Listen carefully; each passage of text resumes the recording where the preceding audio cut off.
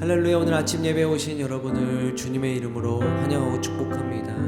오늘 한나의 마음처럼 채연한 우리의 마음을 아시고 우리의 위로와 소망이 되어주신 주님 곁으로 나아가길 원합니다.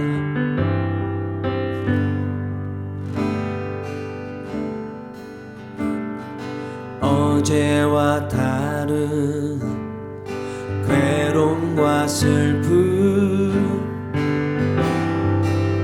깊은 탄식에 기도할 수 없고,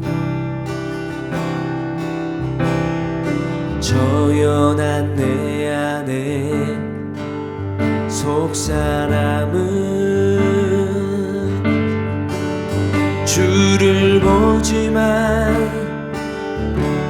말하지 못하네. 나를 악한 자로 보지 않고 나의 원통한 그 맘을 아시니,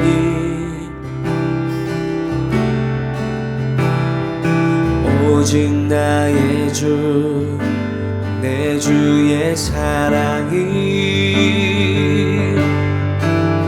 나의 속사람을 고쳐주시네. 주의 사랑이 목마름 채우고 주의 위로가 눈물을 닦으니, 주님의 은혜가 필요한 이 땅에서 이곳에서 주와 함께 노래하리라. 나를 악한 자로 보지 않고 나의 원통한 그 맘을 아시니,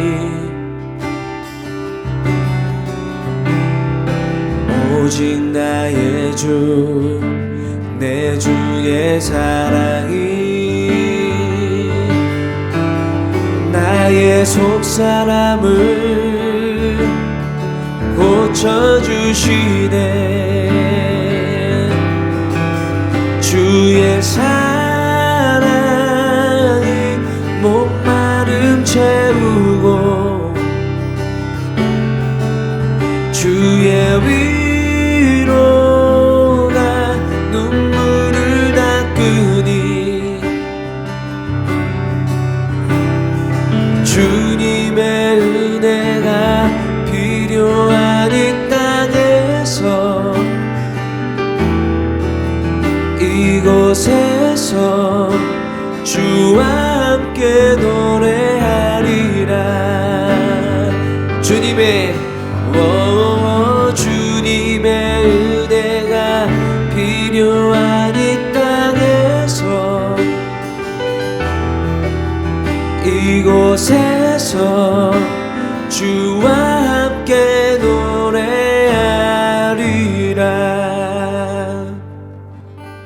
제8장.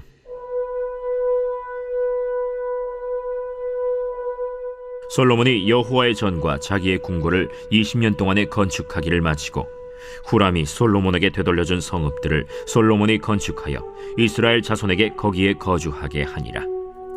솔로몬이 가서 하맛소바를 쳐서 점령하고, 또 광야에서 다드모를 건축하고, 하맛에서 모든 국구성들을 건축하고, 또 윗 벳호론과 아랫 벳호론을 건축하되 성벽과 문과 문 빗장이 있게 하여 견고한 성읍으로 만들고, 또 바알랏과 자기에게 있는 모든 국구성들과 모든 병거성들과 마병의 성들을 건축하고, 솔로몬이 또 예루살렘과 레바논과 그가 다스리는 온 땅에 건축하고자 하던 것을 다 건축하니라. 이스라엘이 아닌 헷 족속과 아모리 족속과 브리스 족속과 히위 족속과 여부스 족속에 남아있는 모든 자, 곧 이스라엘 자손이 다 멸하지 않았으므로 그 땅에 남아있는 그들의 자손들을 솔로몬이 역군으로 삼아 오늘에 이르렀으되, 오직 이스라엘 자손은 솔로몬이 노예로 삼아 일을 시키지 아니하였으니 그들은 군사와 지휘관의 우두머리들과 그의 병거와 마병의 지휘관들이 됨이라. 솔로몬 왕의 공장을 감독하는 자들이 250명이라. 그들이 백성을 다스렸더라. 솔로몬이 바로의 딸을 데리고 다윗 성에서부터 그를 위하여 건축한 왕궁에 이르러 이르되, 내 아내가 이스라엘 왕 다윗의 왕궁에 살지 못하리니 이는 여호와의 궤가 이른 곳은 다 거룩함이니라. 솔로몬이 낭실 앞에 쌓은 여호와의 제단 위에 여호와께 번제를 드리되 모세의 명령을 따라 매일의 일과대로 안식일과 초하루와 정한 절기 곧 1년의 세 절기 무교절과 칠칠절과 초막절에 드렸더라. 솔로몬이 또 그의 아버지 다윗의 규례를 따라 제사장들의 반열을 정하여 섬기게 하고 레위 사람들에게도 그 직분을 맡겨 매일의 일과대로 찬송하며 제사장들 앞에서 수종 들게 하며 또 문지기들에게 그 반열을 따라 각 문을 지키게 하였으니 이는 하나님의 사람 다윗이 전에 이렇게 명령하였습니다. 제사장들과 레위 사람들이 국고 일에든지 무슨 일에든지 왕이 명령한 바를 전혀 어기지 아니하였더라. 솔로몬이 여호와의 전의 기초를 쌓던 날부터 준공하기까지 모든 것을 완비하였으므로 여호와의 전 공사가 결점 없이 끝나니라. 그때 솔로몬이 에돔 땅의 바닷가 에시온게벨과 엘롯에 이르렀더니 후람이 그의 신복들에게 부탁하여 배와 바닷길을 아는 종들을 보내매 그들이 솔로몬의 종들과 함께 오빌에 이르러 거기서 금 450달란트를 얻어 솔로몬 왕에게로 가져왔더라. 사랑하는 라이프 처치 성도 여러분, 오늘은 역대하 8장을 통해서 하나님의 음성을 듣고자 합니다. 역대하 8장에 솔로몬은 성전 건축을 다 완공하고 자신의 궁까지 건축하기를 다 마쳤습니다.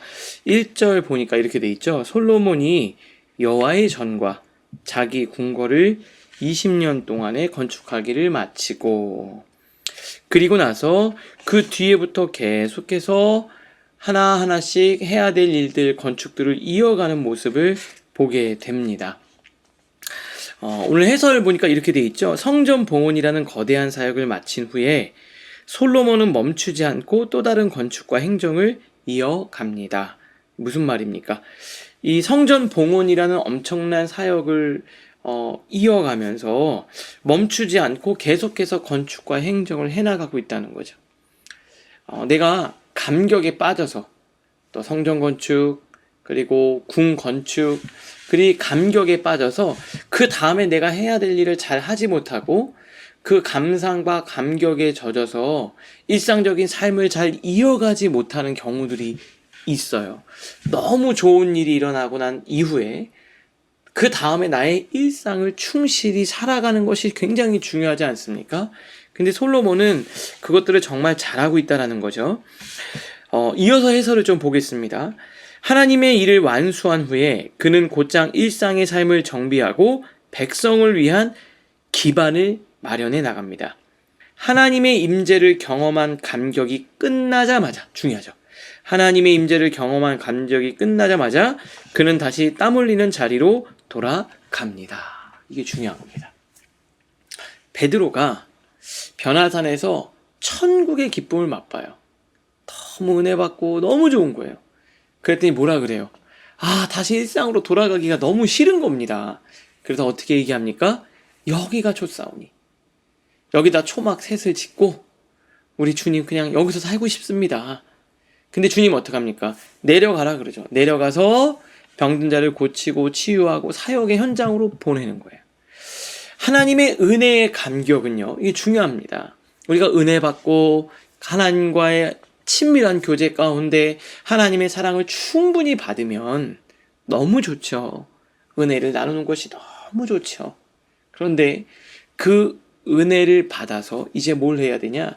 삶에서 하나님의 뜻대로, 은총대로 살아가는 거예요. 지금 솔로몬은 성전을 건축하고 궁을 건축하고 너무나도 좋았어요. 그런데 이제 내가 진짜 해야 될, 왕으로서 해야 될 일들을 하나씩 충실히 해결해 나가는 모습을 보게 됩니다. 우리 밑에서 네 번째 줄 해설 볼게요. 큰 은혜를 경험하고도 삶이 무너지는 이유는 은혜가 삶의 중심에 뿌리내리지 못했기 때문이다. 은혜가 그냥 은혜로 끝나버리는 거예요. 감격의 순간이 지나면 누구나 일상으로 돌아가야 합니다.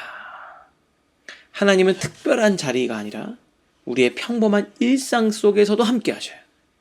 오늘도 여러분, 에브리데이 위드가 이 은혜를 막 받고 하나님이 여러분들의 마음을 만져주시면 이제 오늘 치열한 삶의 현장으로 돌아가셔서 열심히 사시고 승리하시기를 주님의 이름으로 축복합니다.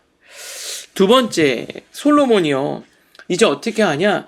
이 하나님의 방식대로 하나님의 리듬과 사이클에 맞춰서 살아갑니다. 12절, 여호와의 제단 위에 여호와께 번제를 드리되, 13절, 모세의 명령을 따라 매일 일과대로 안식일과 초하루와 정한 절기, 곧 1년의 세 절기, 무교절, 칠칠절, 초막절에 드렸더라. 그 뒤에는 또 이렇게 되어 있습니다. 솔로몬이 또 그의 아버지의 규례를 따라. 무슨 말입니까? 모세의 율법과 아버지가 하였던 그 신앙의 삶의 리듬을 그대로 자기가 가져와서 하나님의 시간표대로 움직이는 거예요. 여러분, 되게 중요한 게 있습니다. 이 절기를 하나님이 정해주신 시간에 맞춰 드리고 그 절기를 기준으로 내 삶을 정비했다는 게 뭐예요?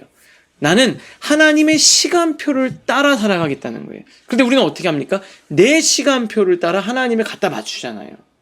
근데 그렇게 하지 않았다는 거예요. 그게 하나님의 기준을 따라 하나님의 방식으로 살아가기로 결단했다라는 겁니다. 여러분은 어떻습니까? 내 시간표에 하나님을 가져다가 맞추세요? 아니면 하나님의 시간표에 우리의 시간과 삶과 우리의 패턴을 그의 리듬에 맞춰 살아가세요? 에브리데이 위드가, 그리고 주일날, 그리고 주일을 지키고 이런 모든 일들은 다 하나같이 하나님의 시간표에 따라 하나님의 은혜에 따라 살아가는 하나님의 리듬이 되는 거예요. 여러분, 하나님의 은혜를 따라 살아가는 여러분들 모두가 되실 수 있기를 주님의 이름으로 축복합니다. 말씀을 통해 생각하겠습니다. 첫 번째입니다. 나는 은혜를 기억하며 그 이후의 삶을 어떻게 살아가고 있습니까? 예배당 밖의 삶도 하나님 앞에서 성실히 지어가고 있습니까? 두 번째입니다. 나는 나의 일상 속의 선택들을 하나님의 말씀 위에 두고 결정하고 있습니까? 나의 기준이 흔들릴 때 말씀으로 되돌아가는 훈련을 하고 있습니까? 하나님의 시간표를 따라가고 있냐라는 거죠. 오늘 이 말씀으로 생각하고 말씀으로 승리하는 여러분 되시기를 바랍니다. 오늘을 위한 기도로 마치겠습니다. 하나님, 은혜의 순간이 지나도 감격이 식지 않게 하시고 예배의 고백이 삶으로 이어지게 하옵소서. 말씀을 기준 삼고 하나님의 방식대로 사는 사람이 되게 하옵소서. 오늘의 평범한 자리에도 주님 앞에 세워지는 예배의 터가 되기를 소망합니다. 예수님의 이름으로 기도합니다. 아멘.